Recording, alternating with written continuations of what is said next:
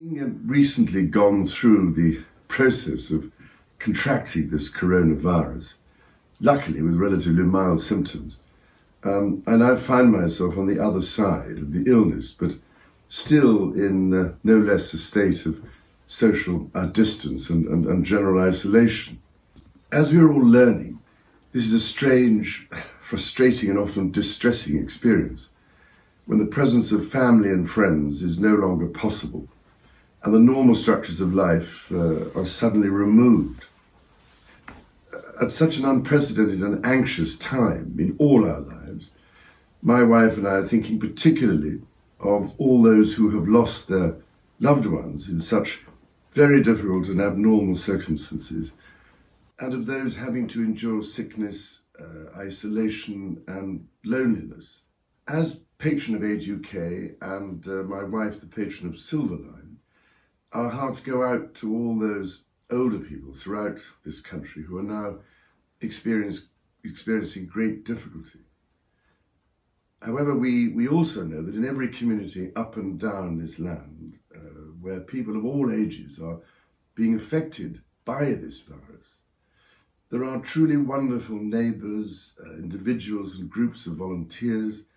who are providing ceaseless care and attention to those most at risk, and that all this network of selfless assistance is in itself helping to provide vital support and reassurance to the hard-pressed professional services. And at a time when doctors, nurses and all the vital ancillary staff that form the backbone of our remarkable NHS are increasingly under such enormous strain and risk as they battle heroically to save lives in intensive care centres and to contain, as much as possible, the spread of this virus, our thoughts and prayers are very much with those marvellous people whose extraordinary skills and utter selfless devotion to duty and the care of their patients make us so very proud. Indeed, it has been so wonderful to see just how many across the United Kingdom have signed up in their hundreds of thousands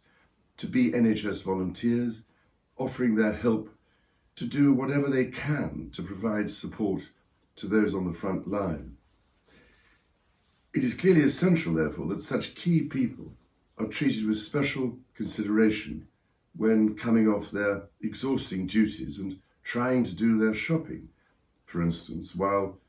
having to contend with constant anxiety about their own families and friends. In this regard, we also think of all those many shop workers who are toiling as hard as they can throughout